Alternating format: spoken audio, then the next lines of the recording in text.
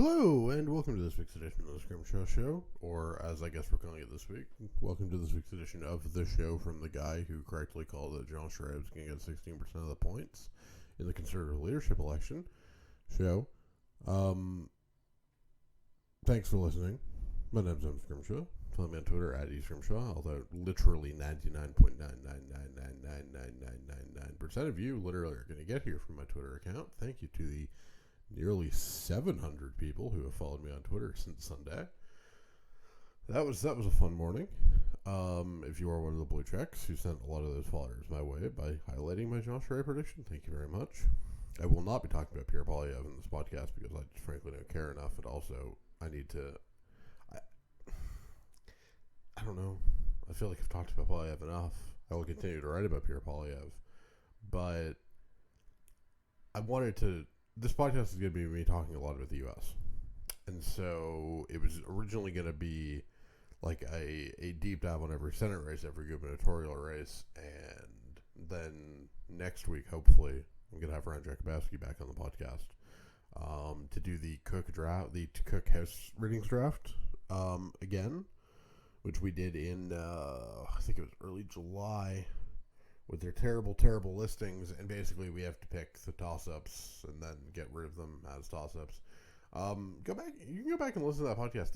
It holds up really well, partially because Ryan's like amazing and wonderful, and he's a great conversation on U.S. matters, and he's also quite a good friend of mine, and I respect the hell out of him. But also, like, the banter is great, because again, love the dude. But I don't think I'm going to get to the gubernatorial races.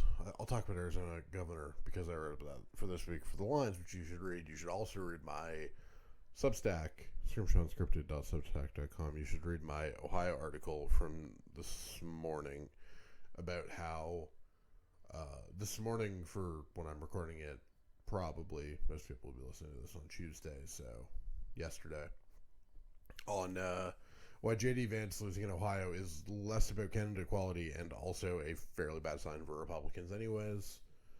So, you can do that. But I think where we're going to have to start is the polls are guessing the polling miss bullshit that has been sort of a low-level discourse piece for a while, and then Nate Cohn decided to make like the entirety of American election analysis today by writing about it for the Times. I have a bunch of like complicated thoughts about the conversation around the polling in the U.S., especially the state and district polling, which, I mean, the Democratic internal polling is whatever for the House. It's the Senate polls that really look wrong because, you know, we did get this Suffolk Tim Ryan +2 poll in Ohio, or +1. You know, now he's up on average of 2 in the 538 thing, and it's the first time a nonpartisan pollster has polled Ohio since, well, God, I actually think since the last Suffolk. So like it's been a while, and he's at 47%, and like, yeah, what does that all mean? And I mean, the answer is it's a early September poll, so probably not that much. It's notable that this Suffolk is a 3-point swing to Tim Ryan compared to the last one. I think the last one was pre-Dobbs, so like your mileage may vary. It could just be that. It could be that the last poll was probably, underestimating Ryan. Underestimating J.D. Vance, and now this is more correct. Could be that this poll's complete shit. Ohio polls have generally been bad. But, and again, and I think with Ohio, given that the polls are consistently shit in Ohio, whether it's a midterm or a presidential year, I think if you believe the polls in Ohio, I have, oceanfront property in fucking Wichita, Kansas for you. But I think there's a broader conversation about, like, the nature of polling misses that I think is valuable and important. I don't believe that the 2022 state polls are in aggregate correct right now. I do not believe that Tim Ryan's ahead in Ohio. I barely believe that Mandela Barnes is ahead. If he is, it's not going to be by a 4 or 5 or 6 point average, which is what, Marquette Fox and, an attempt to unskew Trafalgar would give you. It's just not the case. What might be the case, not saying is, saying might be. What might be the case is that we have a 2020 style polling error, and not just a 2020 style polling error, because again, in style, in direction, the 2020 and 2018 polling misses are basically the same, but a magnitude issue where we're getting a polling miss similar to the 2020 magnitude as well. In that situation, you're going to get things like Wisconsin polls were off by 8, Ohio polls were off by 8. Michigan polls were off by 5. Pennsylvania polls were off by 3.5. And that would be that would be bad for Democrats, right? Like, you could probably say goodbye to, you definitely say goodbye to losing Ohio. You could probably say goodbye to losing Wisconsin. Pennsylvania would tighten, but like Fetterman's up by like 8, and the miss was only 3.5. I don't quite know what Gretchen Whitmer's up on average over Tudor Dixon. I keep wanting to call her Tudor Nixon. And I keep doing Dixon. But like, her name is Dixon, but I always want to call her Nixon. Anyways, but I'm pretty sure it's double digits on average at this point. A 2020 magnitude miss would be pretty bad for Democrats in Nevada, but 2020 is also the only time the polls in Nevada have basically overestimated Democrats in the last like 15 years. So, I think betting on a 2020 polling miss in Nevada is probably stupid, but, again, your mileage may vary on that. And also, CCM still is up like 4 points, so even if Republicans beat their polls by 3, they're still losing. Polls in Arizona and polls in Arizona were like fine-ish, kind of. It's like 3-point-ish miss. And then Georgia polls were basically bang on. Republicans are overestimated by 0.9%. So it's hard for me to get like super outraged about the idea of the 2020 polling miss, because if you want to build that into some form of model, I don't think it's necessarily a bad baseline. But the thing you can't do if you build that into a model, and this is where the conversation gets wonky for me, is you can't then be like, well, this is now the median outcome. This is now the polls plus correcting for the polling miss, and then it's 50-50 that the result will be more Democratic or less Democratic than this. I'm sorry. Right now, the 2020 poll adjustment, basically the current polls with the 2020 polling miss built in, is basically a Republican stealing for an election right now. Democrats would win 51 Senate seats, even adjusting the polls for a 2020 miss. I'm sorry, if you're like, well, actually the polls can be more wrong than 2020, I mean, they can be, but that's not as likely as the polls are less wrong than 2020. It's just not. Like, and the thing is, I mean, a decent amount of the reason why the polls in 2020 missed were preponderance of Democratic and Democratic-aligned polls, most of which don't exist this year. Most of which have decided not to release copious amounts of state-level polling, while the Republican pollsters already do. 2, a large part of the reason that, like, the Wisconsin polls were super wrong were 2 massive outliers from ABC WAPO and the New York Times, neither of which exist.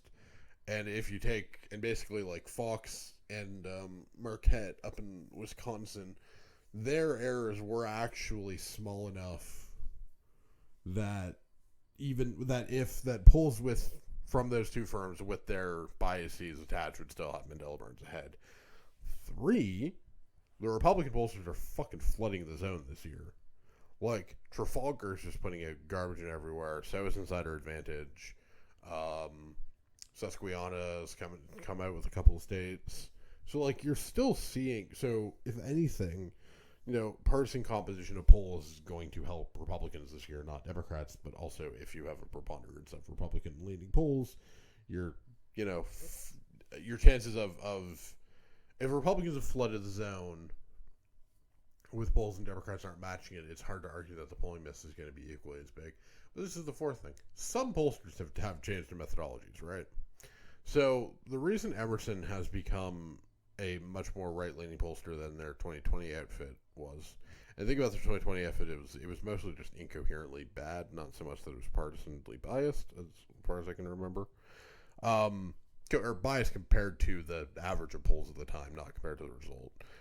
Is that they are doing what's called recall, like they're waiting by recall 2020 vote. And the thing about recall past vote is that more people remember voting for the winner than actually did. You would think people would remember who they voted for, but like they don't. And I remember issues around past vote having screwed over UK pollsters, or not having screwed over UK pollsters because they were smart enough not to wait by past vote. But in 2019, a lot of Labour election truthers were trying to cherry pick and unweight the polls by whether or not by past weight, and you ended up in a situation where you would get these polls with fairly by recalled past vote, you would have these like Tory plus 6, Tory plus 8, Tory plus 10 electorates, and they'd be like, "Ha, that means the conservative lead is whatever." It's like, no, instead a lot of more people remember voting Tory than they did, and that's just a problem with past recall. So if you're getting, we saw it also with the New York Times Standard polls in 2020, like in some of their most democratic, like Dem-friendly polls, you were getting, recalled Trump votes of like 2 or 3 points more than the state partisanship, which people would always, every single time Cohen would release that information, and then they'd be like, "Oh no, this is going to be a bad sign for Democrats," and then it would be like Dem plus 10 in a state Trump won. Because recalled past vote is not a reliable indicator and will always bias people towards the winner, because more people remember voting for the person who won than did. So, when Emerson does a recalled past vote and waits and gives you a Pennsylvania poll with a Biden plus 1 recalled vote, like they're giving you a Trump electorate. But the thing is that if you still have Dr. Oz losing by 5 in a recalled past vote Biden plus 1, you're gonna be in a situation where the poll miss isn't gonna be as big. And I mean, the other thing is that like cherry picking that it's gonna be a 2020 miss again without Trump on the ballot, I don't love it. So for my Senate model, like I've built in a 2014 to 2020 state polling miss average correction for the current polls, which doesn't really move the needle in Ohio because the polls in Ohio are always shit. It moves the needle a lot in Wisconsin because Wisconsin midterm polls have been fine. They've been meh on average in 2014, between 2014 and 2018. Yes, I know an average of 2 races is extremely small sample size. I know. In Nevada, again, polls underestimated Democrats in 2016 and 2018, so you get there. And then even in Arizona and Georgia, like, poll misses are not super reliable there. Sometimes they overestimate Democrats, sometimes they overestimate Republicans. Usually it's not by much either way. So you do get to a situation where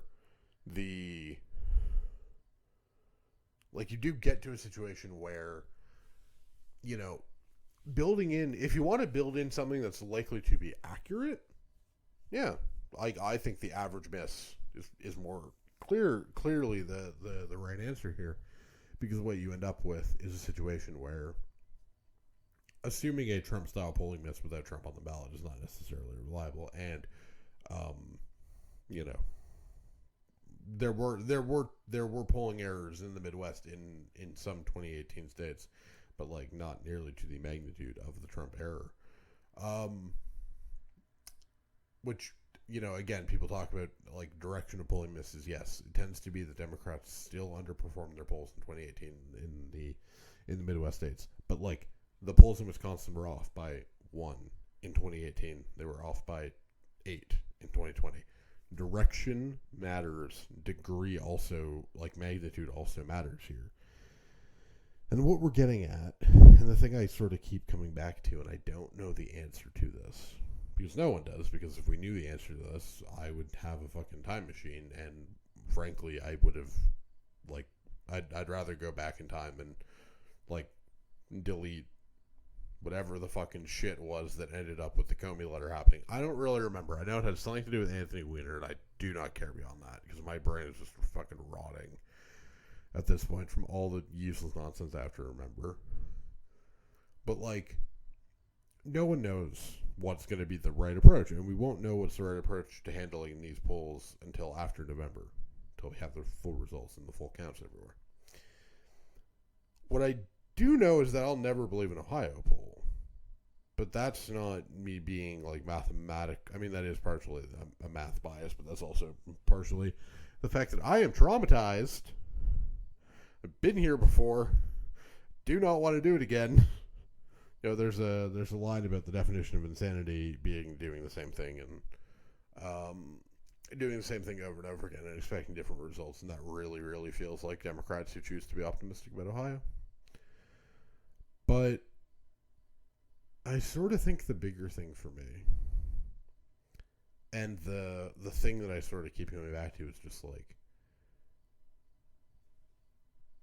it's likely that Democrats will do somewhere between their current polls and the current polls adjusted to the 2020 miss, right? Seems pretty apparent to me. The range of outcomes that we're talking about is pretty large in some states, right? We're talking about having 8 points of range, so somewhere between, depending on how you include Trafalgar and that Wisconsin average, somewhere between like a 4-point Republican win and a 4-point Democratic win, right? Or hell, you can even argue a 6-point Democratic win. Like, you do have to face a situation where, like, it's, there's a lot of room left. And the thing is, it's interesting to note that.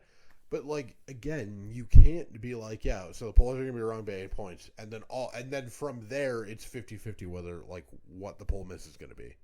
Right now, Democrats would do in Arizona, like, Pennsylvania and Arizona would go blue if the election was today, based on the current polling averages.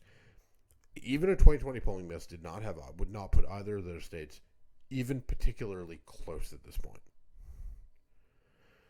Nevada would be close if you assume a 2020 miss, would be not close if you assume anything else, and like if you assume any sort of historically average miss, and I wrote about this last week, but there are a lot of reasons I do not trust polls in Nevada.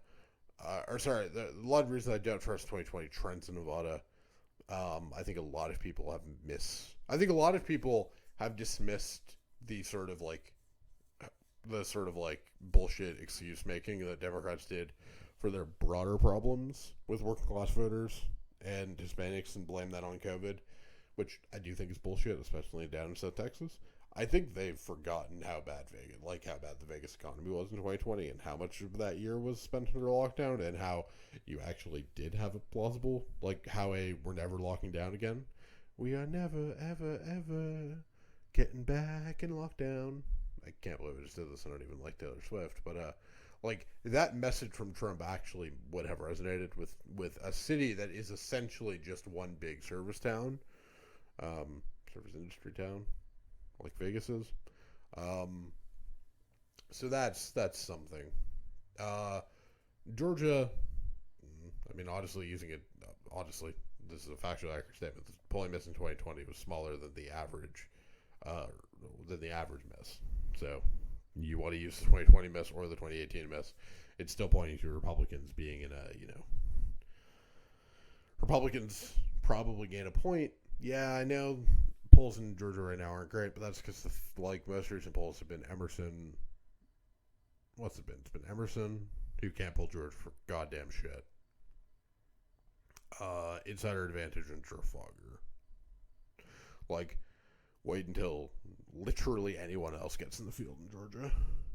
And also, in Georgia, you don't really need the polls. Like, if Democrats hit their quotas for black vote and the black turnout in the early vote, we'll be able to call that one pretty quickly, because, frankly, that's how we called it in 2021. And that worked out just as well for everybody else. And then Pennsylvania, like, Fetterman's got like an 8-point lead, and the three, if you toss in 3.5-point miss and throw in some Dr. Oz is going to get the base back, like, it's still bad. Like, even fucking Susquehanna and fucking insider advantage, not insider advantage, Trafalgar, like, even the Republican pollsters can't get fuck all in terms of a Fetterman lead. Shapiro's also going to cruise to victory there. I know his polling lead is smaller, but that's mostly because there are some number of people you have to assume are Mastriano undecided. Like, Mastriano voted in the governor's race, undecided in the other one. They will end up voting for Oz. Shapiro, like, Mastriano has literally no money.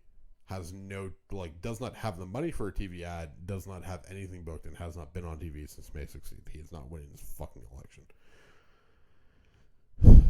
On Arizona governor, I think it's sort of interesting and notable that, you know, Democrats have convinced themselves that they're behind in this race for reasons. Those reasons are dumb and bad. It's the case that I think those polls being, like, again, three most recent polls out there, Trafalgar, insider advantage, I don't fucking know, and Emerson, and, like, even the Republicans can't find big leads for Kari Lake. You know, you have you have conditions for Democrats to be in, you know, like, decent shape in the state. It is a state that's more Republican down ballot. And I think what happened in Arizona is that a whole lot of people thought Kari Lake was so self-evidently unqualified to do the job of governor that they assumed that everyone else was going to see her fundamentally see that fundamental truth.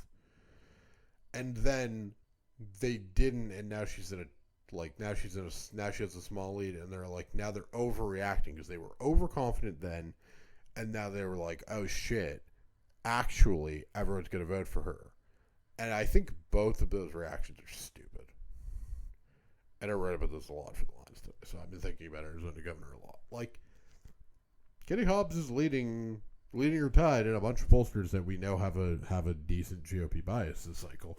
Now, again, GOP bias to the results are just to every other poll. You know, take your pick. But again, Arizona, not a state where the polls have been particularly bad. Lake is self-evidently crazy, and that fact is disqualifying for public office, and I don't really give a fuck if you think I'm biased about this fact. I am biased against Republicans who are fucking nutters and election deniers. I mean, honest to God, the fact that, I mean, shout out to the guys over the lines, but the fact that I can just describe election deniers as election deniers over there and they don't get mad at me is fucking great. But it is the case that a lot of people sort of think that, like, Hobbs should be winning by 12 because, like, Lake is so terrible and how could anyone ever vote for her? That's not how this is going to be. Arizona's more Republican down ballot than it is for federal office. Like, Doug Ducey won by, like, double digits while Kirsten Sinema won. Like, that was always going to be a slightly difficult road to hoe. But a slightly more difficult road to hoe does not mean that Republicans are going to win, like, just going to win the state necessarily. And I disagree that they are. Like, Hobbs has a lead in some Republican pollsters. It's a state where the polling is mostly worth a lot. And no, Katie Hobbs fucking ducking a debate doesn't matter. Because the thing is, and again, I'm not saying this is correct, but Katie Hobbs Katie Hobbs and her campaign think that she is winning.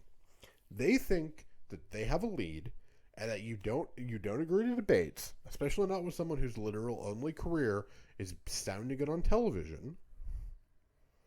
You do not agree to debates when you have a lead because debates are only increases in variance, right? I'll use an F1 analogy, and I know there are people who are sick of my F1 analogies, which is why I mostly dropped them from my writing for now, or at the very least, they're not quite the motif of the articles. But the reason F1 fans like rainy sessions is because rain is variance. Does it necessarily mean that, that the best driver in that given season can't win a rainy race, or can't get pole at a rainy session, at a rainy qualifying session? No, of course they can, but your chances of getting wild shit like, I don't know, Lance Stroll, pole, or George Russell second is second in a Williams is massively increased when it's a wet session versus a dry one. Like, it's just an increase in variance, and in the same way, gubernatorial debates mostly don't matter. There are rare moments when senatorial, gubernatorial debates matter. There are basically no instances where House debates have ever fucking mattered. But it is fair to say that a debate is it's variance increasing exercise. So is, by the way, any long form cable news interview or whatever. There's a reason why campaigns do not want their people to be asked unscripted questions for as long as possible, because you can only fail at that point if you have a lead. Why is it that everybody who's down in a campaign wants debates? Because debates increase variance, and when you're losing, you need variance, right? Why is it that you almost never see football teams who are winning, or the better team, be the ones to try a bunch of trick plays? Because they don't need the variance of a trick play. They don't need the variance of really aggressive fourth down play calling, right? Because if you have a lead, punting is fine, right? If you have the better offense, if you know that your offense is clinical, you can take the field goal because you can score the next time.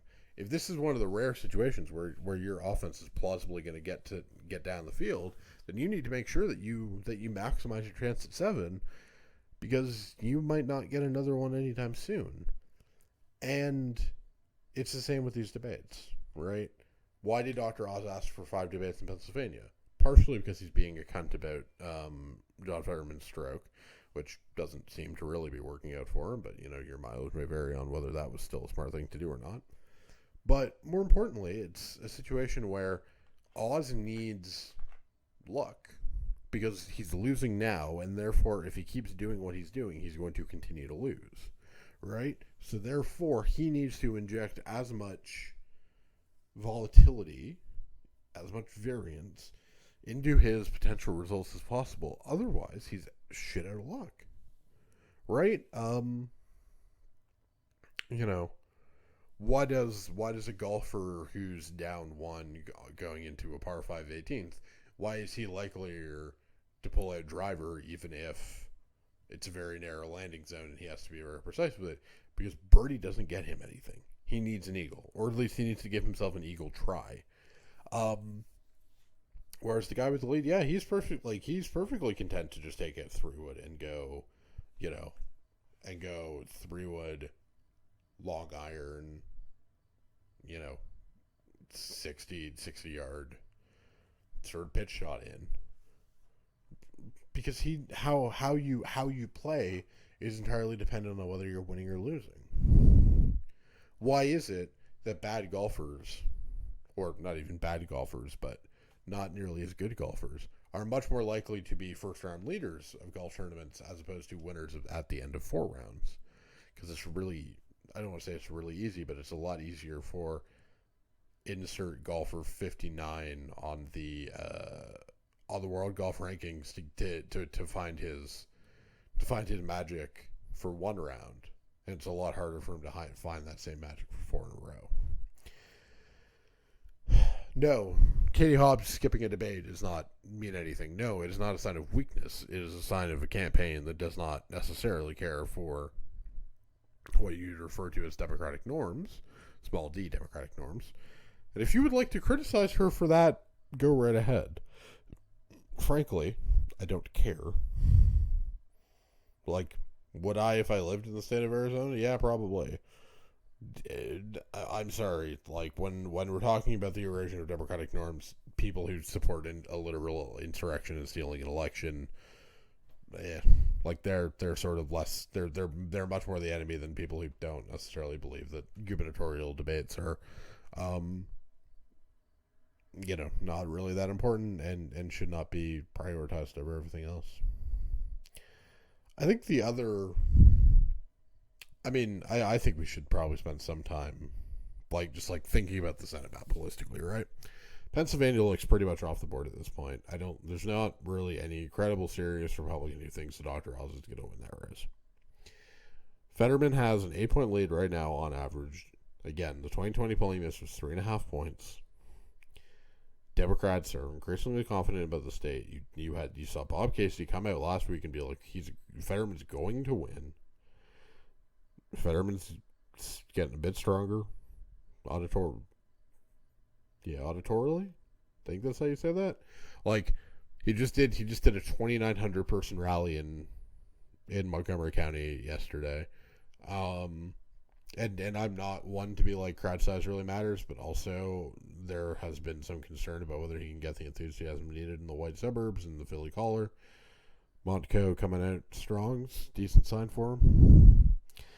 I think Oz's big problem is that there was an in theory Dr. Oz case for his popularity, and that case mostly starts and ends with the idea that actually general election Oz was going to find a pivot, and all he's done is just be extremely crass about someone's health concerns.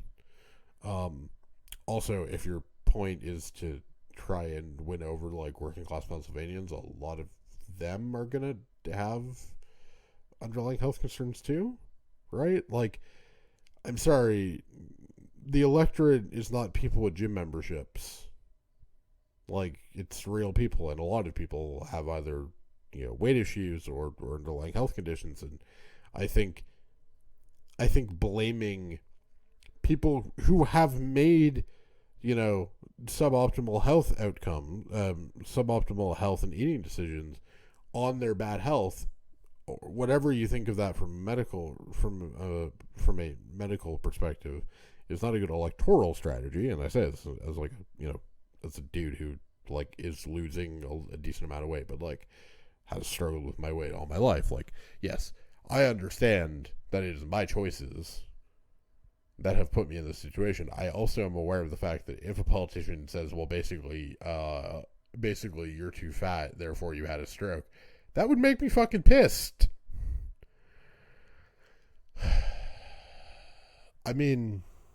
It's just one of those situations where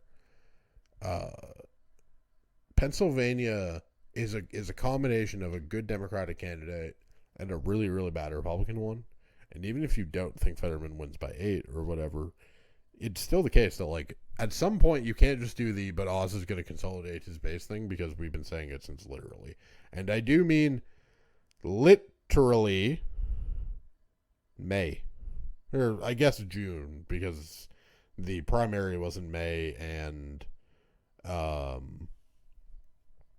primary was in May, but I don't know that he was actually officially called the nominee until June. Point being, we've been waiting and waiting and waiting and waiting, and at this point it's fucking waiting for Godot.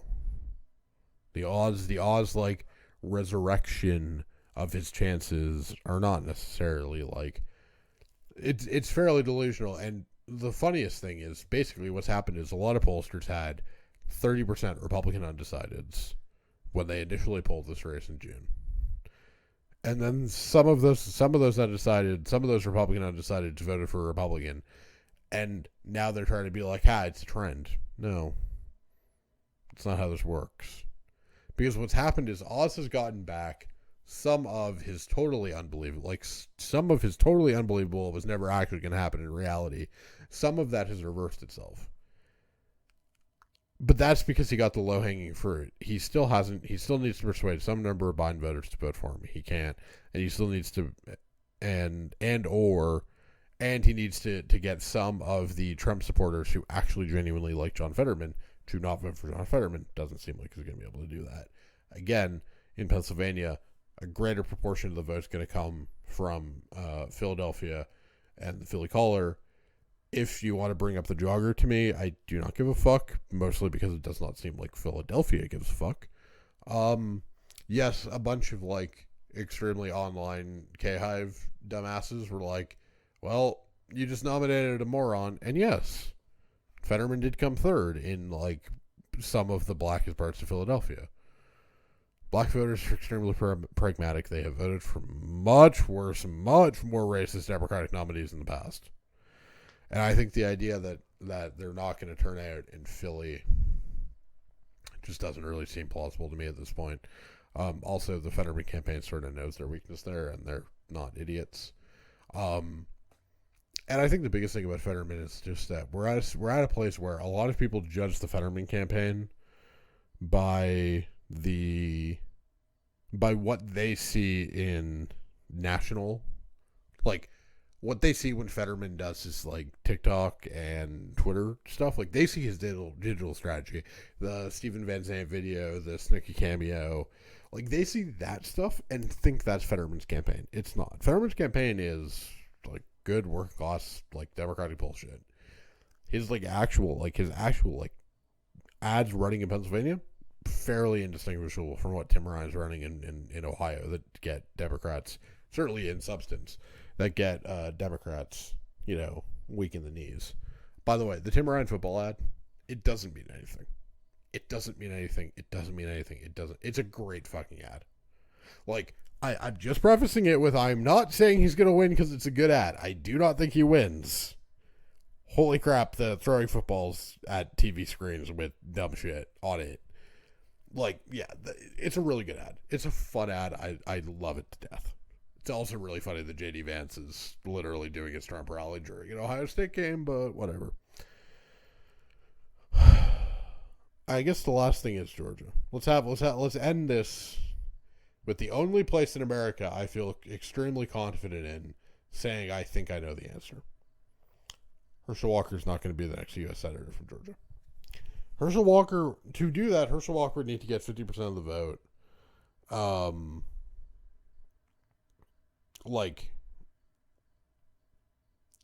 He would need to get 50% of the vote on election night.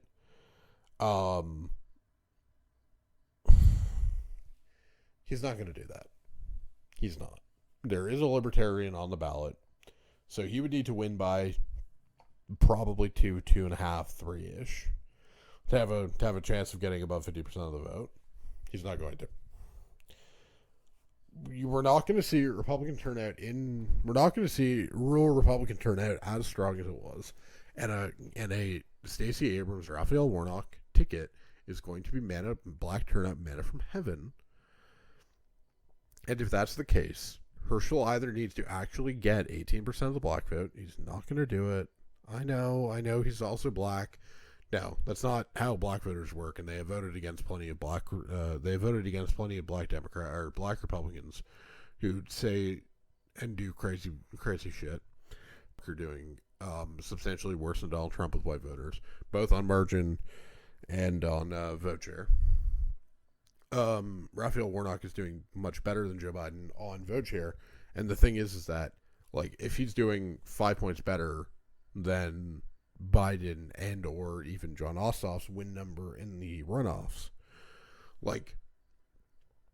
the chances that this is an esoteric point, but part of the reason that generally what happens with polling errors is if you're doing a comparison against margin, what has tended to happen in the U.S. is Democrats hit their vote share and then other sides break the other way. So on margin, it's a problem. But the idea that John Ossoff won in 2021 with 27% of the black vote. The idea that if Raphael Warnock is polling 32, 33, 34% of the white vote, which is what he is polling in, depending on the race,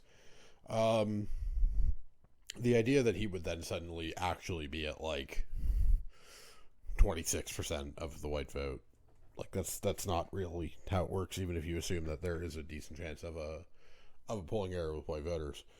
That's just not how math works. Like, at some point, I think the actually Herschel Walker can win black voters thing isn't about black voters. It's about a white perspective on what... It's a white Republican perspective on black voters, right? It's a similar sort of concept to, I think, a lot of the way straight people sort of think and talk about gay people. It's the... I don't know if I've ever told the story in public, but I was chastised by the then head of the University of Ottawa Liberal Association because I did not want to give up my Sunday to volunteer to walk with the campus liberals at Ottawa Pride. And I was asked whether I was still a liberal because, again, didn't want to march in Pride. And the thing is that this person knows I'm gay. And their immediate thought was, well, so are you still even a liberal? And I'm like, yeah, I am. I just don't necessarily want to march in Pride. Like, and that concept was just completely flabbergasting to this person.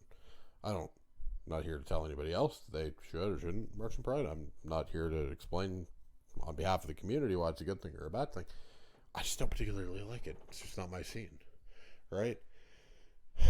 There is a nuance to how this works that a lot of straight people think that it just doesn't exist.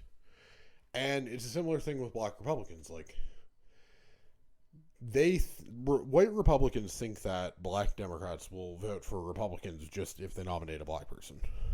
Like, they think that is the bar they have to overcome, is just nominate a black person. And that's not how this works. Like, that is decidedly not how this works.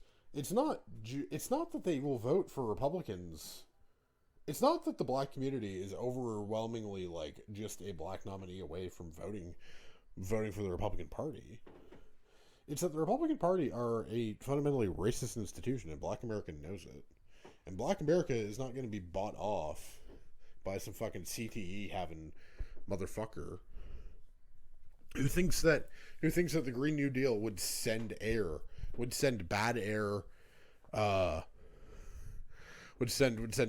to America because they sent the good air to China. Like, and if you think they are, that's a product of you being racist, not a product of actual, like, realistic outcomes. Anyways, Herschel has a runoff problem because even if you get into a runoff, like, if we get to a situation, if Herschel doesn't get 50%, it goes to a runoff. A runoff will be blacker, and more of the white vote will be in the college-educated suburbs, or in the college-educated white suburbs. And so you end up in a situation where if it's not a runoff, then if it's a runoff, the GOP have real problems. I mean, David Perdue literally came, 0.3% away from winning out, right? He lost by a point.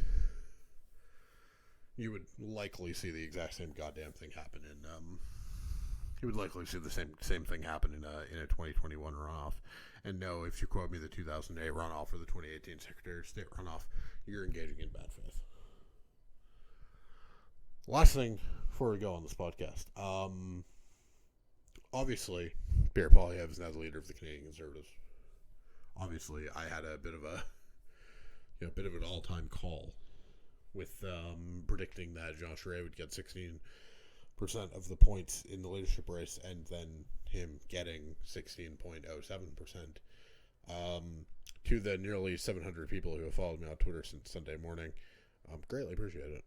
To the blue checks, including Gerald Butts and everybody else, I assume absolutely 0% of you were listening, but I'm eternally grateful.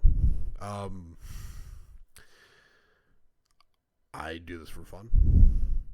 I do this because I like talking about and thinking about and writing about politics. This is a passion project for me, and if there, ever were to be opportunities that consolidated this, or whatever, would be incredible. I love doing this, and I love the fact that this is something that I get to do. Obviously, my track record is not perfect, and anybody who seeks to throw back in my face the times I have been wrong can do so. That said, I think it is fair to say, at this point that it means a lot that there are a lot of people who care what I have to say and who invest themselves in what I have to say. And I think it's sometimes really shocking for me to remember the sort of place I have and the following I have, and that such a large group of people read me and care about what I have to say and support my work. And Sunday was a bit of a surreal day. Like, it was really, really quite surreal. And it just really, really means a lot that I'm, closing now in on, 9,000-ish Twitter followers for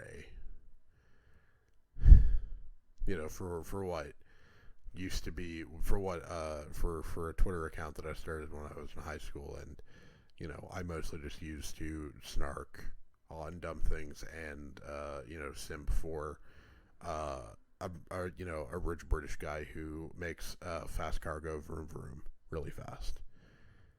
And it's just really, really cool. And I'm really, really, really just genuinely sort of like overwhelmed by the fact that I got it right, and by the reaction afterwards. So greatly appreciate it from everybody. Follow me on Twitter at EScrimshaw. Read my political betting columns and some NFL content over at thelines.com.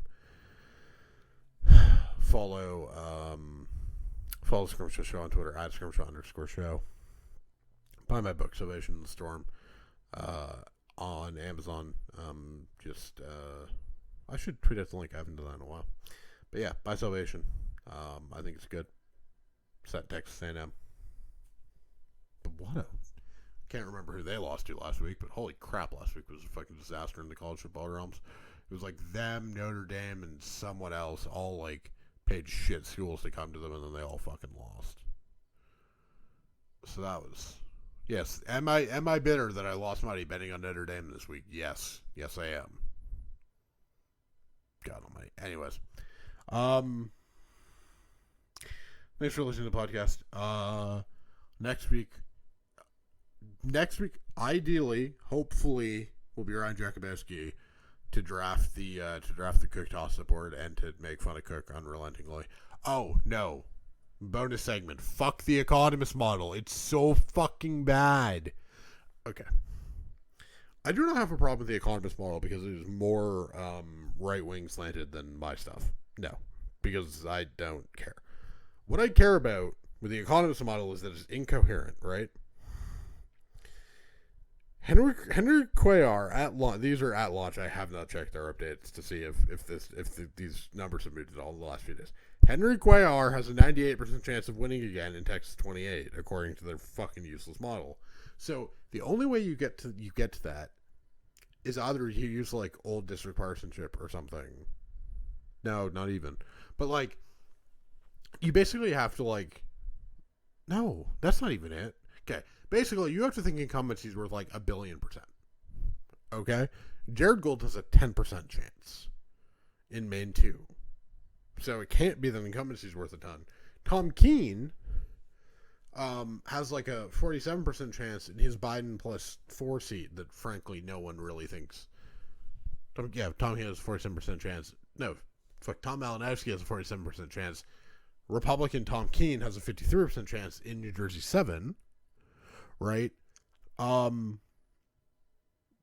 Bacon, erstwhile usually very good performing Republican, only has like a 40-ish% chance of re-election in Nebraska 2. Like, This model is incoherent. It doesn't understand how to deal with the intersection of like partisanship, trends, anything else. Like there's no sort of coherence around whether or not the like because like it's not a usable trends model because like yeah, Jared Golden being down, like Jared Golden being, you know, expected to lose makes sense. It doesn't make sense at the same time as you have Henry Quire losing by, you know, winning 98, you know, with a 98% chance of winning. It's just a really, really bad model. Like, it's a horrifically bad model. And again, it's not horrifically bad because it has too few Democrats. It really isn't that because, again, I don't think Democrats should be favored in a lot of the seats it is. And the Senate model? I'm sorry. Democrats do not have... John Fetterman does not have a better chance of winning re-election than Marco Rubio. I'm really, really sorry. Mark Kelly does not have a better chance of winning re-election than... for Fetterman to be election than Marco has of re-election. Mark Kelly does not have a better chance of re-election than Marco Rubio does of re-election. If you believe this, I want your drugs. J.D. Vance does not have the same chance of winning re-election that Catherine Cortez Masto does. I'm sorry. It's fucking garbage. But more importantly, if Republicans only have a 64% chance of winning Ohio, they're not, like... conditional upon Republicans only having a 64% chance of winning Ohio. Republican chances of winning the Senate are like 20%. Now, I don't think Republican chances of winning the Senate are 20%, but that's because I don't think Ohio is I don't think Ohio is lean R. But if you have Ohio as lean R, the Senate's not the Senate is not close. And also, you can't be the guy yelling about how you should be assuming big polling errors and then has fucking Ohio lean R. What the fuck? It's so bad. Anyways, do all the things I said in what was supposed to be my outro. It's been fun. I need to do this more often. I'm trying to get into the habit of actually doing this every week. But again, yeah, cyberbully Ryan into making sure that he comes on the pod next week. Yeah. Love y'all.